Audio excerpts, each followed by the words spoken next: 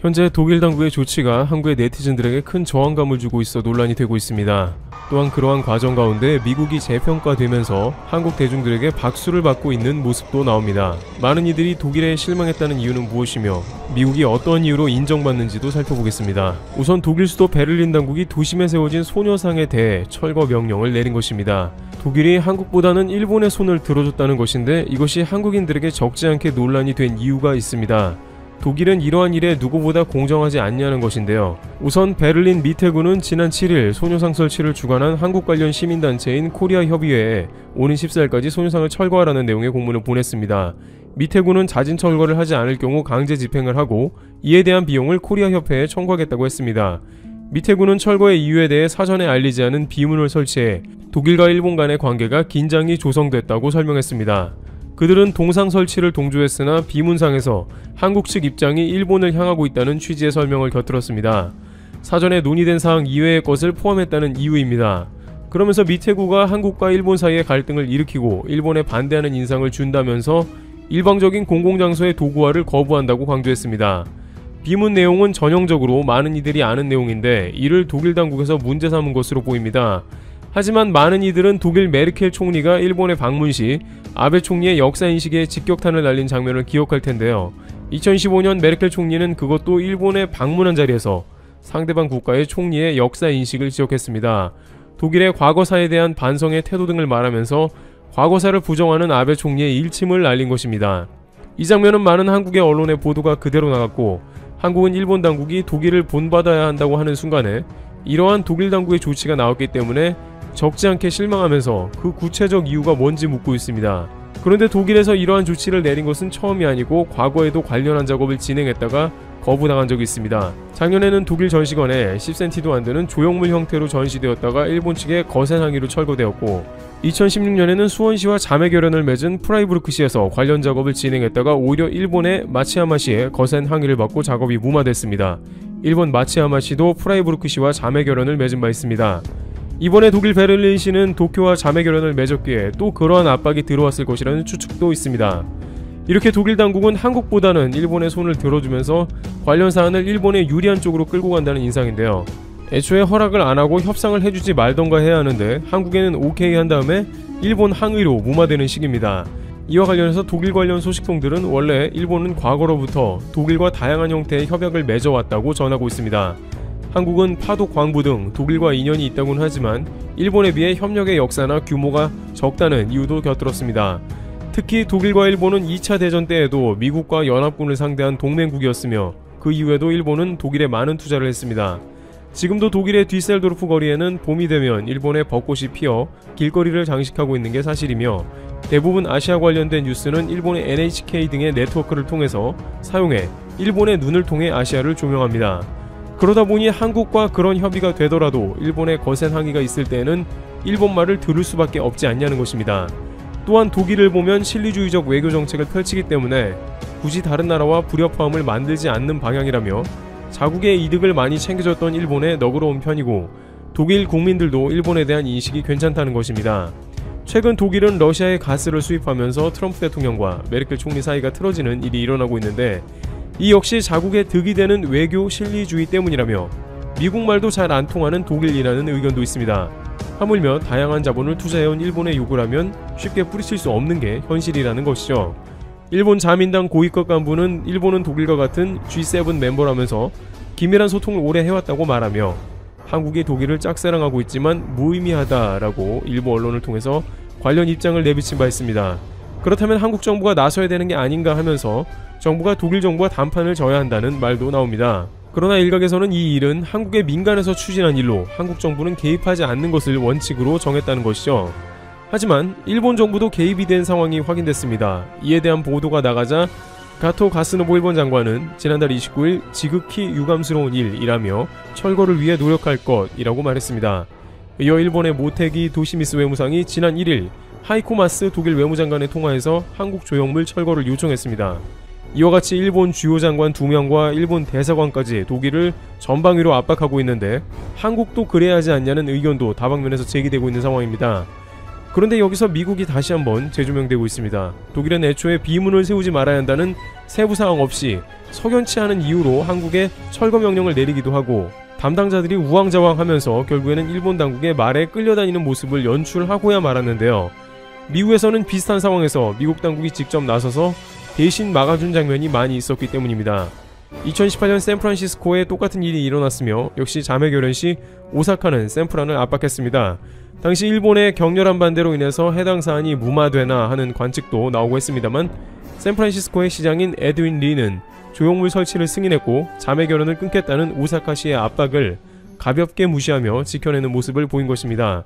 또한 샌프란시스코에 새롭게 취임한 브리드 시장은 일본의 계속된 협박이 이어지자 절대 철거하면 안 된다라면서 우리는 이것을 절대로 잊으면 안 되는 일이라는 교훈을 상기시킨다며 오사카의 요청을 거절했습니다. 상황이 이렇게 되자 일본 당국은 정말 화가 났는지 샌프란시스코와 오사카의 60년 자매 결연을 끊었습니다. 이 소식을 전해들은 샌프란시스코 시장은 우리는 모두 역사를 직시해야 한다면서 일침했습니다. 일각에서는 일본이 어지간하면 미국과는 이런 일들을 하는 것을 매우 껄끄러워하는데 자매 결연을 끊음으로 해서 자신들의 입장을 확고하게 보여주려는 의도라는 것이며 앞으로 세계적으로도 비슷한 행보를 보이겠다는 것입니다. 따라서 독일에도 어떤 수준으로 압박했을지 짐작이 됩니다. 특히 미국, 독일은 물론이고 호주에서도 새로운 조형물이 건립되면서 다시 한번 한일 대결이 등장합니다. 일본은 즉각 관련 사안을 제소했으나 호주 인권위는 이를 기각함으로 해서 애초에 개입에 실패했습니다. 호주에서 널리 알려진 인권운동가인 크루스 목사는 교회구역 안에 설치하겠다고 스스로 나섰으며 사회 정의에 관한 문제라며 일본 측이 아무리 건립을 막으려 해도 소용없다는 단호한 뜻을 천명했습니다.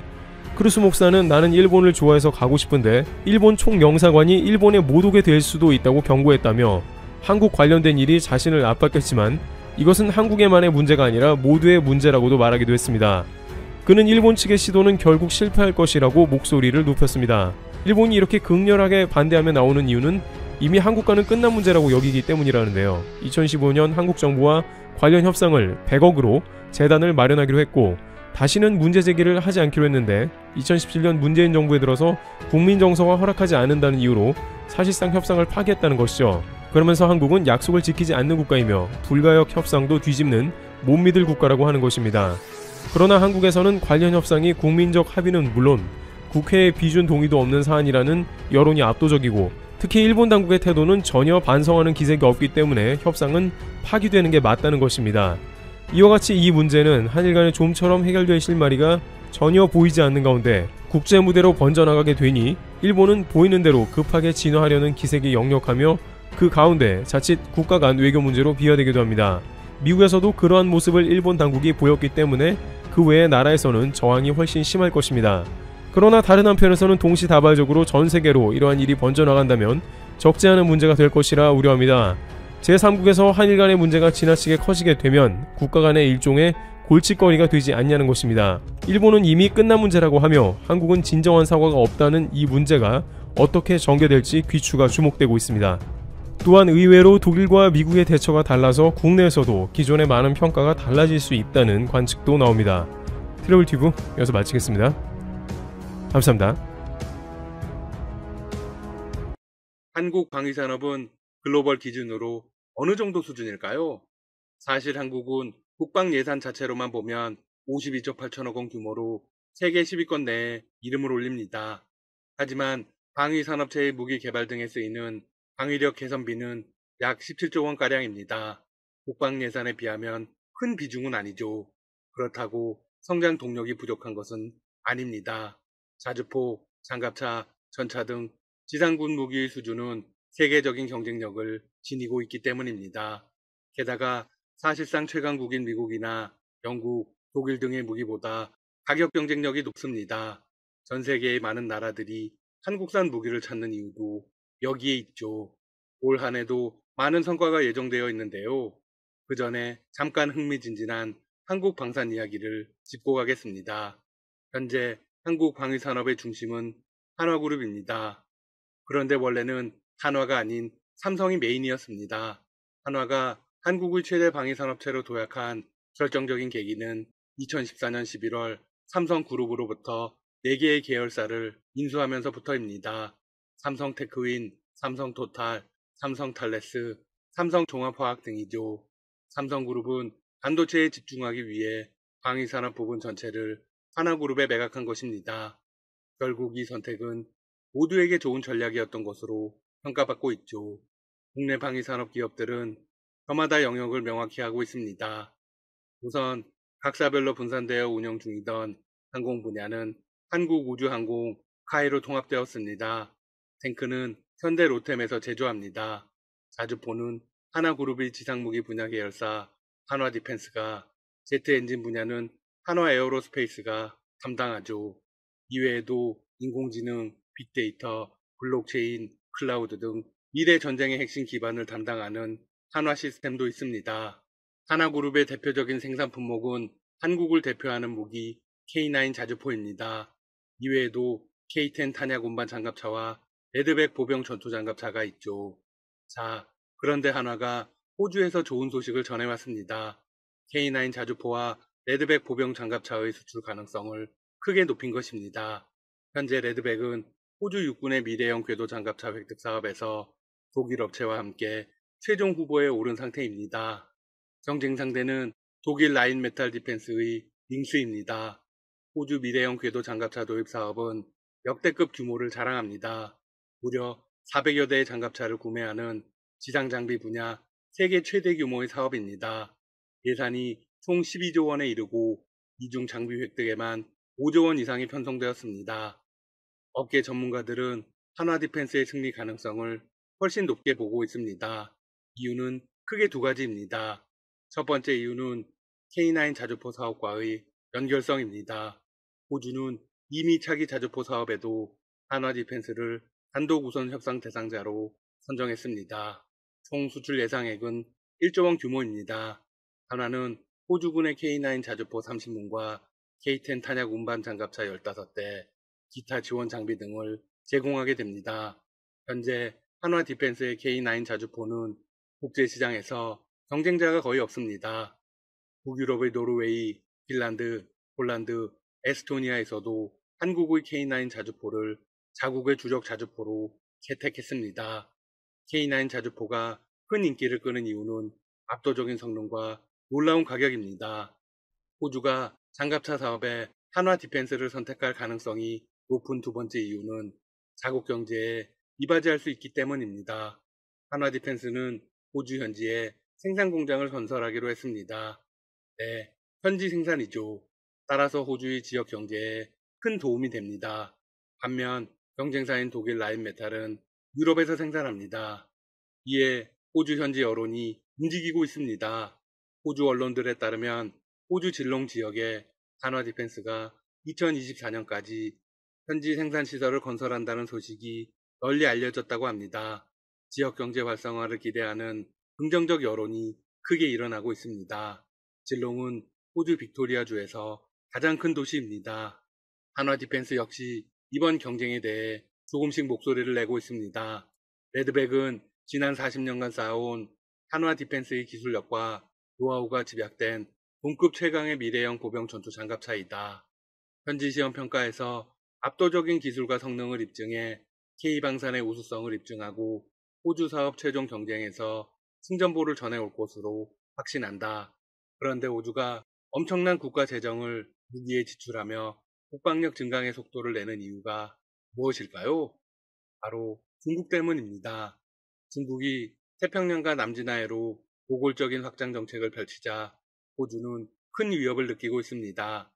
호주는 미국, 인도, 일본과 함께 쿼드를 구성하고 있습니다. 그 일환으로 호주 국방부는 국방력 증강에 전력을 쏟고 있는 것입니다. 한화 디펜스가 참여하는 지상군 분야에 호주는 향후 10년 동안 45조를 투자할 계획입니다. 공군에는 더 많은 비용이 투입됩니다. 무려 53조입니다. 한국 공군보다 많은 72대의 F-35 스텔스 전투기 도입도 포함되어 있죠. 더욱 놀라운 사실은 해군에는 그보다 더 많은 62조가 투입된다는 것입니다. 이런 상황에서 지상군 무기 분야는 한국에 의존하고 있습니다.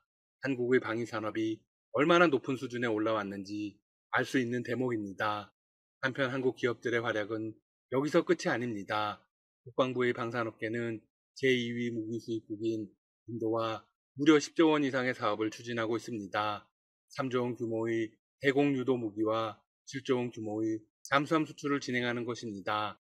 물론 협상에는 여러 변수들이 존재합니다. 그 중에서도 가장 큰 변수는 러시아입니다. 그런데 인도가 러시아산 의존도를 줄이려는 움직임을 보이고 있습니다. 또한 인도군의 핵심 인사가 최근 한국을 방문했습니다. 이에 인도와의 수출길이 열릴지 기대를 모으고 있습니다. 대공유도 무기의 경우는 수출이 상당히 유력합니다. 지난 2019년 5월 사우디 석유 펌프장이 드론 공격을 받았습니다. 4개월 뒤에는 석유 정제 시설이 드론의 공격으로 파괴되었습니다. 현재 각국에서 드론은 심각한 안보 위협으로 떠오르고 있습니다. 미국이 이란의 거셈 솔레이만을 초청한 것도 드론 공격을 통해서였습니다. 그런데 한국의 대공 유도 무기 비오 복합이 드론을 잡는데 무척 효과적입니다. 비오 복합은 인도군의 시험 평가에서 이미 러시아제를 꺾었습니다.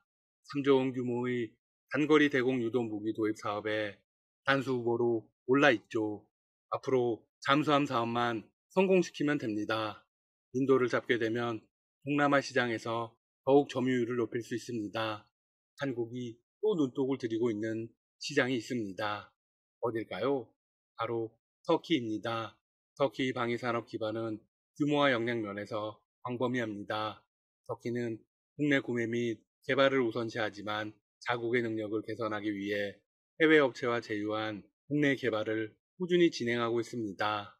터키 무기 수입은 미국이 1위로 전체 수입의 50%를 차지하며 이탈리아, 스페인, 한국이 그 뒤를 잇고 있습니다. 앞으로의 활약도 계속 전해드리겠습니다. 지금까지 닥터시사TV였습니다. 여러분 시청해주셔서 감사합니다. 구독과 좋아요 부탁드립니다.